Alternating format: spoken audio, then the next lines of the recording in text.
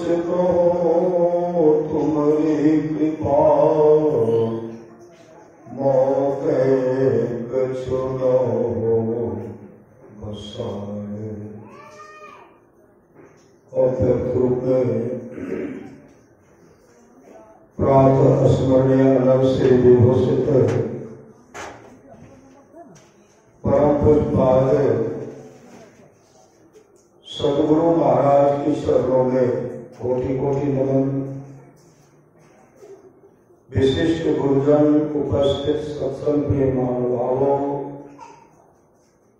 माताओं एवं बहनों, सभी के अंदर में बैठे हुए परमात्मा को कोटि कोटि नमन। मंचासन में पुष्पाल बाबा के शरणों में कोटि कोटि नमन। महापुरुष की वाणी है, मनुष्य जीवन की सफलता भगवत प्राप्ति में है। यह तन बार बार मिलने को नहीं है, इसलिए आगे की यात्रा के लिए अभी से भगवत भजन रूपी धन संग्रह करो। अभी रामचरितमानस सारस्वती के सप्तम सोपान उत्तरकांड से सुन रहे थे। गिरिजा संत समागम सदन लाभ कसुआन, बिनु हरि कृपान होय सो गावे वेद पुराण। हे गिरिजा, संतों की संगति के समान दूसरा लाभ नहीं है। बिनु हरि कृपान होय सो गावे वेद पुराण। जब तक परमात्मा कृपा नहीं होगी, संतों की संगति सत्संग नहीं मिलेगा। सोई सर्वज्ञ गुणी सोई ज्ञाता, सोई वही मंडित पंडित आता। धर्म परायण सोई कुल गाता, राम भजन जाकर मन गाता। यह भी सुनने के धन्य घड़ी सोई जब सत्संगा। वह घड़ी धन्य है जब सत्संग हो। धन्य जन्म द्विज भगति अभंगा। सो कुल धन्य उमा सुनो, जगत पुज सुपुनित। श्री रघुवीर परायण जय नर उपजे विनीत। वह कुल धन्य है, संसार पूरे जाने और विशेष पवित्र है, जिसमें नाम राम के नम्र भक्त पुरुष उत्पन्न होते हैं। भगवान शिव कहते हैं, राम कथा के अधिकारी जिनके सत्संगति अति प्यारी। राम कथा सुनने के वे अधिकारी हैं जिनको सत्संगति जो है अत्यंत प्यारी है। गुरु पद प्रीति नीति रत जेई, द्विज सेवक अधिकारी के। हम लोग अभी सत्संग में बैठे हुए हैं। इसी तरह सत्संग हो रहा था। गुरु नानक देव जी महाराज अपने तमाम भक्तों से कहते हैं, शिष्यों से कहते हैं, मुझे 500 रुपए की बहुत जरूरत है। मुझे 500 रुपए की बहुत जरूरत है। अगर है कोई तो मदद कीजिए। गुरु नानक देव जी चाहते थे कोई बहुत ज्ञान होंगे, उसके जीवन को मंगलमय बना देंगे। पहले गुरु परीक्षा देते हैं। हरेक से कहते हैं, आप लोग हमको 500 रुपया मदद कीजिए। कोई मदद नहीं किए, कोई मदद नहीं किए। सत्संग समापन को जा रहा था। गुरु नानक देव जी महाराज कहते हैं, इस सत्संग में घसियारा आया। घसियारा घसियारा किस तरह जीवन व्यतीत करते थे? घास काट करके घास को बेचते थे, कुछ पैसा दान करते थे। कुछ पैसा से चना खरीद करके चना दान करते थे, सत्तू बनाते थे, सत्तू दान करते थे, और कुछ पैसा से अपना भरण पोषण, परिवार का भरण पोषण करते थे। कई बार इस बात को दोहराए, कोई आगे नहीं आए, कोई आगे नहीं आए। उसी समय गुरु नानक देव जी महाराज कहते हैं घसियारा आया है। उस सत्संग में बहुत भक्त बैठे हुए थे, एक सेठ जी बैठे हुए थे। वह सेठ कहते हैं गुरुदेव घसियारा तो नहीं आया है। गुरु नानक देव जी महाराज कहते हैं घसियारा को खबर कर देना और उनको यह कहना गुरुदेव का मांग है 500 रुपया। वह कहीं से व्यवस्था करके वह 500 रुपया मुझको देगा। कहे तो सबको, लेकिन एक सेठ जी चले गए, घसियारा के पास गए और घसियारा से बोले घसियारा, कल सत्संग में गुरु नानक देव जी महाराज चर्चा कर रहे थे 500 रुपया के बारे में, और 500 रुपया तुमसे मांग के तुम व्यवस्था करके दे दो। उसी समय घसियारा कहते हैं मेरे पास तो रुपया है नहीं। मन में कर, उनको नहीं के मन में कर, मेरे पास रुपया है नहीं, लेकिन गुरुदेव की मांग है तो मैं अवश्य व्यवस्था करूंगा, अवश्य पूरा करूंगा। बहुत व्यक्ति के पास में कोई मदद उनको नहीं के, तब एकाएक उनको खाया कि राजा के पास एक खलीफा है जिसका नाम है मस्किनिया। मस्किनिया से जो हाथ मिलाएगा राजा साहब उनको 500 रुपया इनाम देंगे, और जो मस्किनिया को पछाड़ देगा, पटक देगा, उसको 1000 दिया जाएगा। एक के मन में हुआ कि हम तो मस्किनिया से हाथ भी मिलाने के भी लायक नहीं है। वो तो जिनको पकड़ते हैं, पटक देते हैं और रगड़ रगड़ करके प्राण और प्रेमी को उड़ा देते, मतलब जब के मार्ग पहुंचा देते हैं। उनसे लड़ना, हाथ मिलाना, मानो पांव के मुंह में जाना है। फिर भी गुरुदेव के लिए अभी सुन लेते, गुरु धन्य है, गुरु धन्य है, गुरु धन्य है दाता दयाल, ध्यान करे और गुरु हरे दे टाल भव जंजाल सब मिल हो, जब दे रहो जी बने रहो खुशहाल, हरदम रटो कबूल हटो तो ही छेड़ेगा नकाल। अपने पति से कहते हैं गुरुदेव का मांग है 500 रुपया। मैं राजा के पास जाता हूँ, राजा के पास एक खलीफा है, उससे हाथ मिलाएंगे, इनाम के रूप में 500 रुपया मिलेगा। यह रुपया मेरे गुरुदेव को भेज देना है, क्योंकि मस्किनिया से हाथ मिलाना मानो पांव के मुंह में जाना। अपने पुत्र को लेकर चले गए। जैसे राजा साहब के पास गए, राजा साहब कहते कहाँ आए हो? मस्किनिया। घसियारा कहते हैं आपके मस्किनिया से, आपका पहलवान जो मस्किनिया है उससे हाथ मिलाने गया है। राजा ऊपर से नीचे देखते, कहा मस्किनिया, कहा ये मच्छर, कहा क्यों आए हो मरने के लिए? कहा देखिए राजा साहब, मेरे गुरुदेव की मांग है 500 रुपया, हम गरीब के पास रुपया है नहीं, दूर तो कहां से दो, आपके पहलवान से हाथ मिलाएंगे, इनाम के रूप में आप 500 रुपया दीजिएगा, हम तो नहीं बचेंगे, लेकिन यह मेरा पुत्र है, इनको दे दीजिएगा तो मेरे गुरुदेव को पहुंचा देंगे। उसके बाद घसियारा मस्किनिया के पास गए। मस्किनिया कहते कहा आए हो? घसियारा कहते भैया आपसे हाथ मिलाने लड़ने के लिए। मस्किनिया कहते मरने का तो कोई जगह नहीं था, जो मेरे हाथों मरने आया, मुझ पर पाप चढ़ाने के लिए आया। उसी समय घसियारा कहते भैया हम अपने गुरुदेव के लड़ने के लिए और मरने के लिए आए, इनाम के रूप में जो रुपया मिलेगा मेरे पुत्र को दे दीजिएगा, मेरे गुरुदेव को दे देंगे।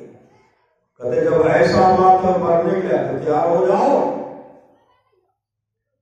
घसियारा नाम का सुमरण करते हुए मैदान में खड़े और मस्किनिया उधर से आए और तरह तरह का दांव पेच चला, दांव पेच चला रहे, दांव पेच जो चला रहे हैं और घसियारा टस से बस नहीं कर रहा। एक तरह तरह का दांव पेच चलाए, मछलियां तरह तरह का दांव पेच चलाए, लेकिन घसियारा टस से बस नहीं कर रहा है। वो तो हमेशा नाम का स्मरण कर रहे हैं। जैसे मौका मिला घसियारा उनको पकड़ते हैं। जिस तरह बड़े बड़े मतलब अच्छा खिलाड़ी फुटबॉल को फेंकते हैं ना, क्रिकेट के बॉल को फेंकते हैं, उसी तरह पकड़े और पकड़ करके नाम का स्मरण करते हुए ऐसे घुमाते हैं। मछली जब ऊपर जाता है, ऊपर से नीचे गिरता है, चित्त गिरता है और घसियारा उनके सीने पर, छाती पर बैठ जाता है। और उसी समय राजा साहब दौड़ कर आए, कहते हैं मछलियां आज तुमको क्या हो गया? बड़ा बड़ा पहलवान तुम्हारा नाम सुन करके अखाड़ा छोड़ करके भाग जाता था, आज तुम्हें मच्छर से हार गया। उसी समय मछलियां कहते हैं महाराज मुझे तो अपना बल था, इनको गुरु का पद है, गुरु का पद है, गुरु का पद है। उसी समय राजा साहब उनको इनाम के रूप में 1000 रुपया दिए। वह रुपया लेकर के दौड़ पड़े अपने सदगुरु के चरण में, शरण में। जैसे गुरुदेव के चरण वहां गए, गुरुदेव के चरण पर 1000 रुपया रखते हैं और दोनों हाथ से गुरुदेव के चरण को पकड़ लेते हैं। और उसी समय गुरु नानक देव जी महाराज उनको उठाए, उनको उठा करके मात्र 1 रुपया लिए और हृदय से लगाए, रूहानियत दौर से भरपूर कर दिए और कहते हैं जान घसियारा तू अपने गुरु के लिए जान दे रहा था, तेरा गुरु तुमको जान दे दिया, मतलब उनको खरबों का मालिक बना दिए।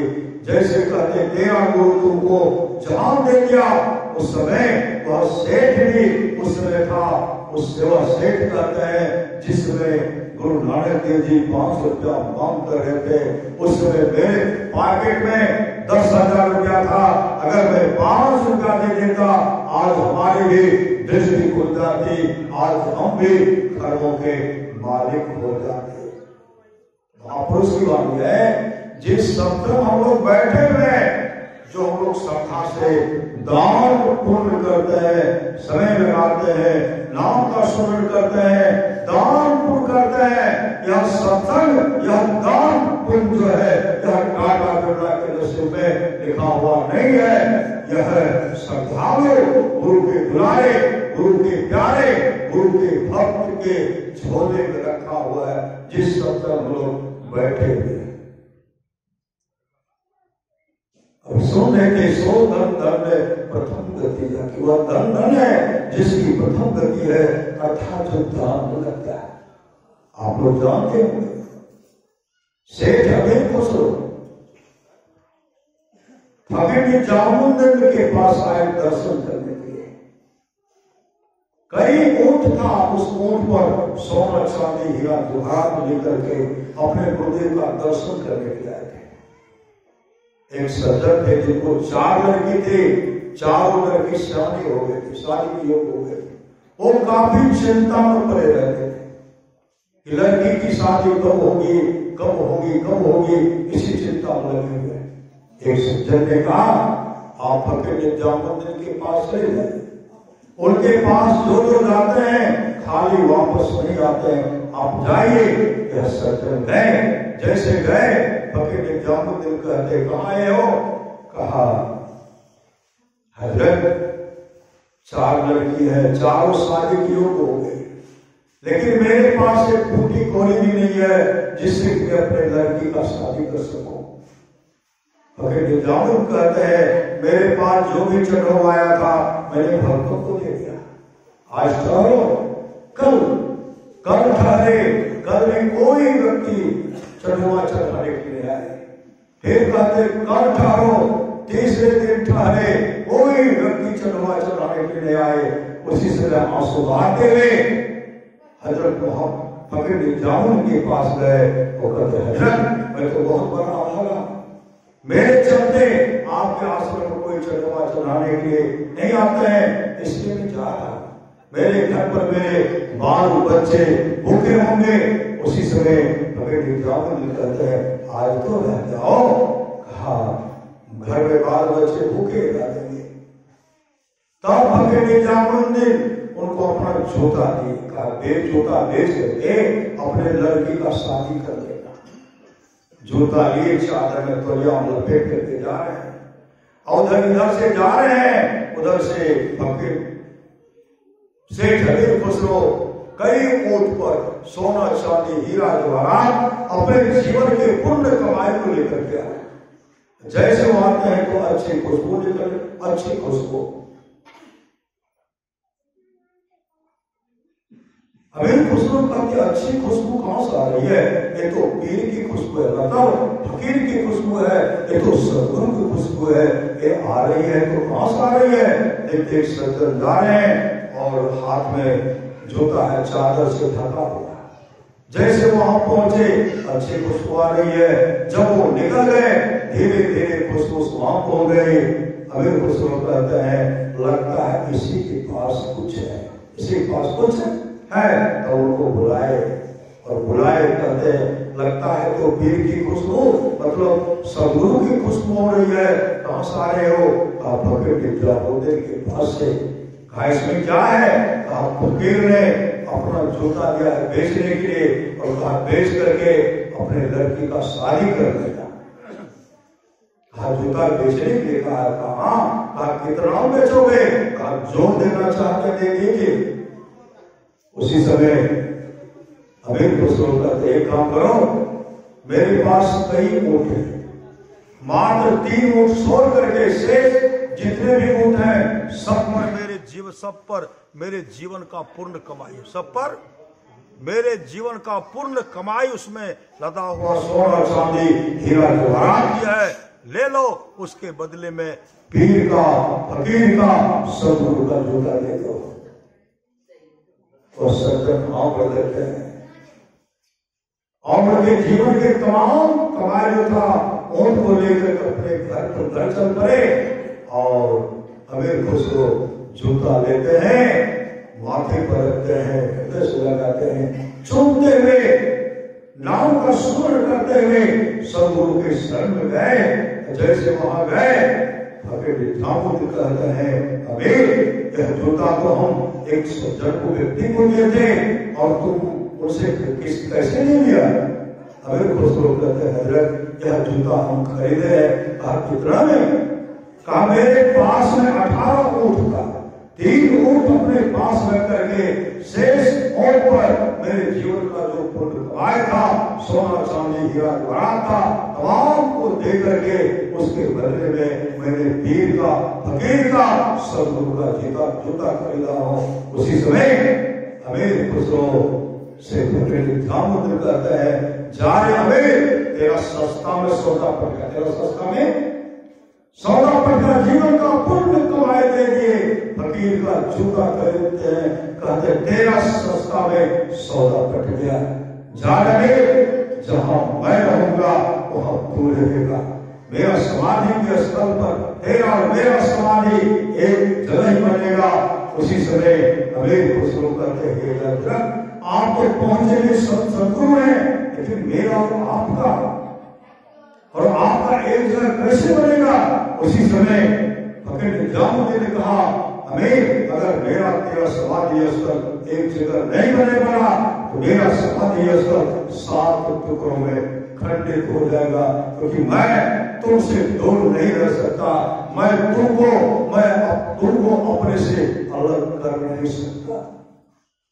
उसी दिन से वो गुरु के शरण में लग गए। एक समय ऐसा आया श्री सदगुरु, एक समय ऐसा आया फकीर निजामुद्दीन के मन में हुआ, श्री सदगुरु फकीर निजामुद्दीन के मन में हुआ अब किन्हीं शिष्य को गुरु गद्दी दे दूं, किन्हीं शिष्य को गुरु गद्दी दे दूं, किन्हीं शिष्य को गुरु गद्दी दे दूं।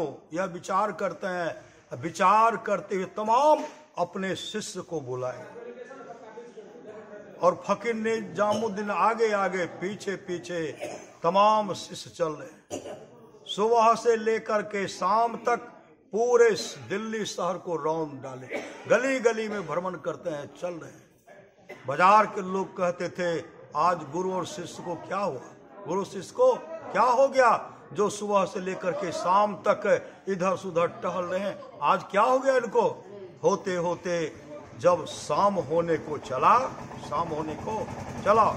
उसी समय फकीर निजामुद्दीन एक वेश्या के कोठी पर पहुंचते हैं और अपने तमाम शिष्यों से कहते हैं मैं जब तक वहां से वापस नहीं आता हूं तब तक तुम लोग मेरा इंतजार करना, राह देखना, बाट जोड़ना। और उसी समय वो वेश्या के कोठे पर पहुंचे। वेश्या सेवा करके प्रणाम करती है, महाराज का क्या सेवा करो। उसी समय फकीर निजामुद्दीन कहते हैं जितना जल्दी हो मेरे लिए एक बोतल शरबत कपड़ा से ढक करके लाओ। रात में 4 फुलका, 1 कटोरा दाल, 1 कटोरा दूध का व्यवस्था करना, यही मेरा भोजन है। लेकिन अभी हम सत्संग करेंगे, धन्य धरे सो जब सत्संगा, अभी हम सत्संग करेंगे। सत्संग प्रारंभ हो गया और उधर से 1 बोतल शरबत जैसे ढक करके लाते हैं। तमाम शिष्य देख रहे थे, तमाम शिष्य देख रहे हैं और यह कह रहे हैं जो गुरु कहते थे चरित्र को बचा करके रखना चाहिए, नशा का सेवन नहीं करना चाहिए, शराब का सेवन नहीं करना चाहिए, आज वेश्या के कोठे पर शराब पिएंगे, यह कह करके बहुत निकल वहां तो सत्संग हो रहा, वहां तो तमाम को समझाते हुए सत्संग सुनाते सबके विचार धारा को बदल दे और समय फकीर निजामुद्दीन के चरण में लिपटते हुए कहते हैं हे हजरत मुझे वह नाम दान दीजिए, वह युक्ति दीजिए जिससे हम लोगों का जीवन मंगलमय होगा। तमाम को भजन भेद सुबह जब हुआ दिन का 11 बज गया। ऊपर से जब फकीर निजामुद्दीन नीचे देखते हैं तमाम चले गए थे, बचे थे अमीर खुसरो जो एक टक अपने सदगुरु को देख रहे थे। महापुरुष की बात है गुरु मूर्ति की ओर, गुरु मूर्ति सुरति विचिन निर्भो तब और बहुत इंजोर यारो गुरु मूर्ति की ओर। एक टक वो अपने सदगुरु को देख रहे थे, वहां से सदगुरु कहते हैं और सब कहां चला गया। अमीर खुसरो कहते हजरत सब तो उसी समय जिस समय आपके हाथ में बोतल आया, बोतल को देख करके कुछ से कुछ जो नहीं कहना चाहिए वो कह करके चला गया। उसी समय फकीर निजामुद्दीन कहते हैं और सब तो चला गया, तो क्यों नहीं चला गया, तू भी चला जाता, तू क्यों नहीं चला गया, तू भी चला जाता। उसी समय अमीर खुसरो कहते हैं हजरत चला तो मैं भी जाता, चला तो मैं भी जाता, लेकिन मैं जाता तो कहां जाता, आपके सिवा इस दुनिया में मेरा है कौन। उसी समय फकीर निजामुद्दीन ऊपर से नीचे आते हैं और जैसे अमीर खुसरो अपने सदगुरु के चरण में लिपटना चाहते हैं, उसी समय अमीर खुसरो को उनके गुरुदेव हृदय से लगाए रूहानी दौलत से भरपूर कर दिए, अंधकार मंडल का छेदन करा करके प्रकाश का दर्शन कराते हुए शब्द सारे मोक्ष धाम का अधिकारी बना दिए और उनको गुरु बना दिए। गुरु दाऊ ध्यान महाराज की वाणी है साचा सतगुरु जे मिले सब साथ सवारे, दादू नौ चढ़ाए करी ले पार उतारे, दादू काढ़े काल पे अंधे तो चंदे, दादू ऐसा गुरु मिलिया जीव ब्रह्म करेंगे।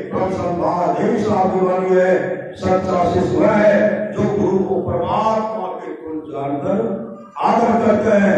कुछ गुरुदेव की वाणी है गुरु ही तो है, गुरु पितु है, गुरु ही जीव के पितु है, गुरु सब कोई नहीं दूजा जो जीवों को उठाना है, गुरु की नित्य कर पूजा जगत सब नहीं दूजा, नहीं को आन नहीं सूझा, भक्त गुरु ही आधार है। अभी सुन लेते सो धन प्रथम गति जाकी सच्ची घटना है, काशी की घटना है।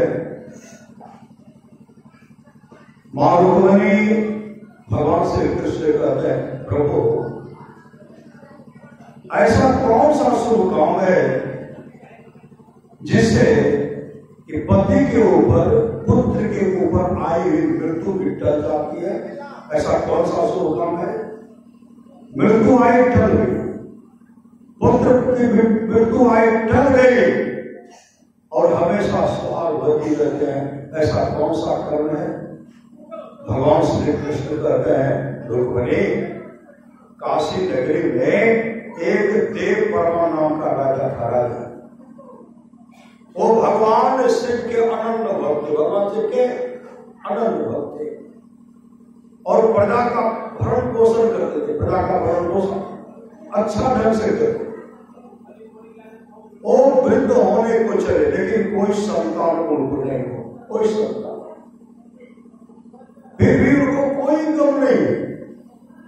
एक समय की बात, तो सुबह में जा रहे थे पूजा करने के लिए, एक झाड़ू लगा रही थी बहन। झाड़ू लगाने वाली बहन जब उनको देखते हैं तो मुंह को फेर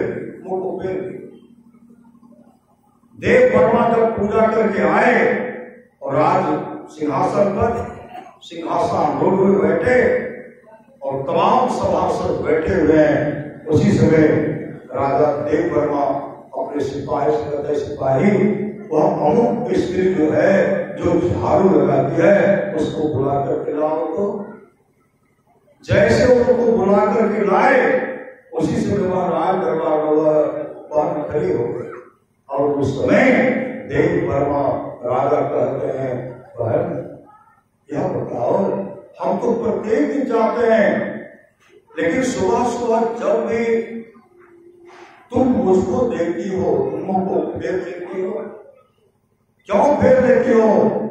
इसका सही सही जवाब दो। उस समय वह बहन कहने लगी, महाराज आपको कोई संतान नहीं है, आपको देखने से यात्रा खराब हो जाता है, इसलिए मैंने मुंह को फेर लिया। इतना सुनने के बाद राजा साहब कहते, बहन अब तुम जाओ।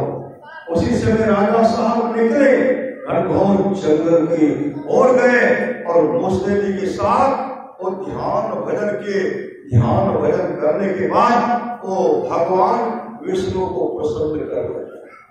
भगवान विष्णु प्रसन्न हो गए, ब्रह्मा जी प्रसन्न हो गए, भगवान शिव प्रसन्न हो गए, आदि जो कहते हैं, जो अपने पिताजी को प्रसन्न कर लेते हैं, ब्रह्मा विष्णु महेश हो जाते हैं, जो माने विचार के द्वारा अपने माँ को प्रसन्न कर लेते हैं, लक्ष्मी सरस्वती पार्वती जी को सुझाती हैं, जो भाई भाई में प्रेम से रहते हैं, तमाम देवता खुश हो जाते हैं, जो गोत्री में प्रेम से रह रही है, तमाम देवताओं को सुझाती हैं, जो गुरु को प्रसन्न कर लेते हैं। विश्व ब्रह्मांड में जितने ऋषि मुनि है सब खुश हो जाते हैं। तो भगवान विष्णु प्रसन्न हो गए। भगवान विष्णु कहते, राजन क्या मांग है आप मांगिए, आप दो। मुझे तो कोई संतान नहीं है, लेकिन एक मेरी गांव में मेरे राजमहल के आगे पीछे वहां बहन झाड़ू लगाती है, उसको देख करके अपना मुंह फेर लेते हैं, मुझे कम से कम एक पुत्र हो जाए। आप बताइए, इसके लिए भगवान शिव के पास जाइए, भगवान शिव सब व्यवस्था कर देंगे। फिर भगवान शिव का पूजा करने लगे। पूजा करने के बाद भगवान शिव प्रसन्न हो गए।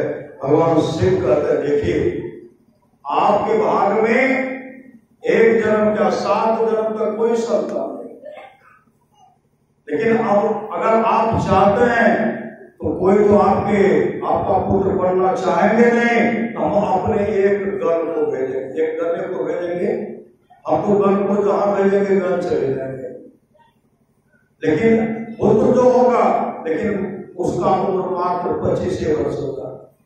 राजा साहब कहते, एक दिन के लिए हो जाएगा, एक दिन के लिए होगा तो लोग नहीं कहेंगे कि मेरी संतान है, ये तो 25 वर्ष हो गया, तब तक तो हम संसार से चल बसेंगे और लोग क्या बोलेंगे नहीं बोलेंगे इसके लिए हम सुनने की जाएंगे। एक गण में राजा, एक गण को भेजे, गण जब आएगा पुत्र बन करके राजकुमार बन के आए तो राजा साहब 1 दिन 2 दिन गिर रहे, 2 दिन गिर रहे, गिरते गिरते 15 वर्ष का आयु उनका शादी कर दी। शादी कर देंगे तो कोई पुत्रों का राजपाट को चलाएंगे, लेकिन शादी किए कोई बाल बच्चा कोई संतान नहीं होते होते कल उनका उम्र जो है 25 वर्ष पूरा हो गया। राजा साहब बहुत पहले से भोजन छोड़ दिए, भोजन जो छोड़ दिए, रानी साहब रानी जा करके स्वामी भोजन तो कीजिए, बताओ बाबूजी भोजन तो कर लीजिए। कहा तबियत ठीक है, भोजन करने की इच्छा नहीं है।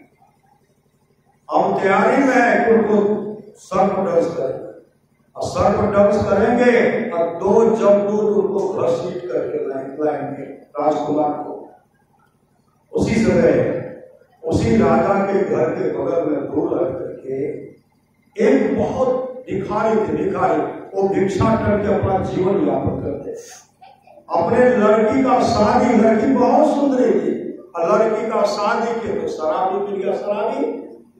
और लड़की किसी तरह व्यवस्था करते थे, शराबी सब लेकर के शराब पी जाते। उनको एक पुत्र रत्न की प्राप्ति होने के बाद वो घर चले आए, बाबूजी वहां तो हमको मार पीट करके भगा दिया है, मेरा कोई व्यवस्था नहीं है, 3 दिन से मैं भूखी हूँ, 3 दिन से भूखी हूँ। अगर आज भोजन नहीं मिला तो मैं अपने बच्चे को खा जाऊंगी। भिखारी की लड़की करती, भिखारी रोने लगे, बेटी जहां भी जाता कोई मदद नहीं करते हैं। आज मैं पहले जीवन में पहले पहर राजा के पास जाता, जैसे राजमहल में पहुंचते हैं, वहां कोई भिक्षा दो। उसी समय रानी आई, बाबा क्या चाहिए? वहां मुझे भोजन चाहिए। रानी अपने पतों से कहते, बेटी एक भिखारी आए हैं, उनको भोजन दे दो। उसी समय राजकुमारी कहने लगी, रानी राजा सारथी पताओ कहने लगी, माँ बाबूजी के लिए भोजन बनाए और 56 प्रकार का भोजन रखा हो, बाबूजी भी नहीं खाए, भिखारियों को दे दीजिए, भिखारी को दान के रूप में दे दीजिए। बाबूजी की इच्छा होगी गरम भोजन बना करके पिताजी को दे दूंगी।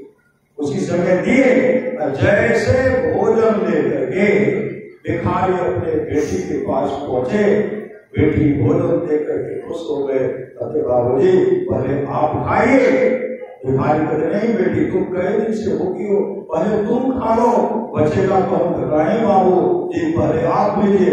अपने पिताजी को दिए, पिताजी को दे करके जैसे जब भोजन खाने लगी, सुस्वादिष्ट भोजन था, उसी समय उनके मुख से आग निकलता है, हे परमात्मा, हे प्रभु, हे ईश्वर, जिसने इतना सुंदर भोजन दिया है, जिसने मेरे भूख की क्षुधा को मिटाई है, हे भगवान उनके पुत्र को दीर्घायु करो।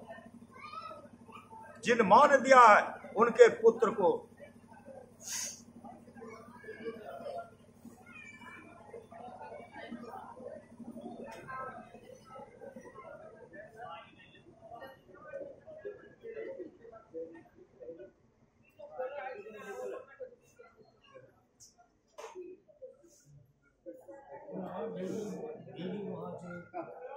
कानून पढ़ेगा,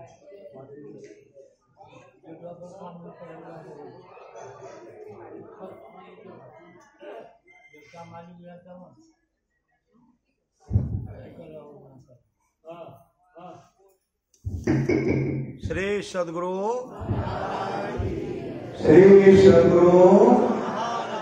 जैसे वो भोजन करती है, तृप्ति हो गई और कहती है, हे परमात्मा, हे प्रभु, हे ईश्वर, जिन मां के द्वारा यह दिया हुआ भोजन है, उस मां के पुत्र का रक्षा करना। जिस बहन ने दिया है उस बहन के स्वाद का रक्षा करना। जैसे इस तरह बोलते हैं, सर्प तो डस करने के लिए पहुंच ही गए थे, और जब 2 दिन पहुंचे और सर्प इतनी तीव्र गति से राजकुमार कहा सोए थे बिछावन पर पहुंचते हैं, और पहुंचने के बाद एक बिपता से भी कम जगह है, समय जगह है, और डस कर रहे थे, लेकिन जैसे कहा उनके पुत्र का रक्षा करना, उस वाहन के सुहाग का रक्षा करना। और तो उसी समय जो विषैला सर्प था, जो दंश करने के लिए गए थे, उनके शरीर की सारी शक्ति छिन्न हो गई। नो इधर हो रहा है, नो उधर हो रहा है। जब दूर कहते हैं समय हो गया, डांस तो करो, इसके जीव को घसीटते ले जाएंगे। सब कहते हैं मेरे पास शक्ति नहीं है कि मैं 1 इंच आगे बढ़ सकता हूँ, पीछे हट सकता हूँ, लेकिन आगे नहीं बढ़ सकता। उसी समय ढल गया। जब लोग दौड़ करके जमराज के पास गया और कहते महाराज वो तो तक जो सर्प को डर से नहीं करता। तो खुद जमराज आए, कहा डंस करो। कहा महाराज मैं आगे नहीं बढ़ सकता, लेकिन पीछे हटने की शक्ति हम में है, लेकिन आगे बढ़ने की शक्ति हमें नहीं है। उसी समय जमराज भगवान शिव के पास गए, कहते भगवान आप जो अपने घर को मात्र 25 वर्ष के लिए भेजे थे, उनका समय पूरा हो गया, समय टल गया। मेरा जो सर्प डंस कर काल हो गया था, डंस करने के लिए उनके पास शक्ति भी नहीं है, तो क्या होगा। उसी समय भगवान शिव कहते हैं जब वो समय टलिए गया तो हम दोनों मिल करके उसका उम्र जो है 110 वर्ष कर दें। दोनों मिल करके उनका उम्र 110 वर्ष कर दिए। यह दान का फल है, दान का फल। इसलिए पहला रोटी साधु को, पहला रोटी गाय को, माता पिता को सेवा कीजिए, पति का सेवा कीजिए, सास ससुर का सेवा कीजिए, आपस में मेल से रहिए और जीवन में सत्संग कहीं मत छोड़िए। परमारास भाग्यवानी है, थोड़ा सा भी सत्संग करो, बड़ा लाभ होता है। जितना लाभ की बहुत धन के मिलने, बहुत विद्या के पढ़ने से होता, उतना लाभ सत्संग से होता है। नित्य नियमित ढंग से सत्संग करो, सत्संग से खाने कोई मत करो। अभी अमृत की वर्षा हुई, अध्यात्म ग्रंथ का सार ज्ञान कह दिया। जिसको याद रहा उसको अमृत मिला, जिसको याद नहीं रहा उसने अमृत को खो दिया। अभी जो सत्संग का आयोजन हुआ है और देखते हैं यहाँ पर अच्छा मिष्ठान का व्यवस्था, मिष्ठान रसगुल्ला सब बनता है। सही सब लोग ये व्यापार बिजनेस करते हैं, दूर दूर तक इनका रसगुल्ला जाता है और श्रद्धा से लोग खरीदते हैं। इनकी चाहना है कि हम सब संगे करके आगे बढ़ाएं, इनकी उन्नति हो, भौतिक उन्नति हो, आध्यात्मिक उन्नति हो, उसके लिए सत्संग का व्यवस्था किया गया है। इनका जो मांग है, इनके मांग को गुरु महाराज ही पूरा करेंगे। बोलिए प्रेम से श्री सद्गुरु महाराज की जय। और हम लोग परम पूज्य पूर्ण बाबा शिष्यों की कृपा करें। श्री सद्गुरु महाराज की जय।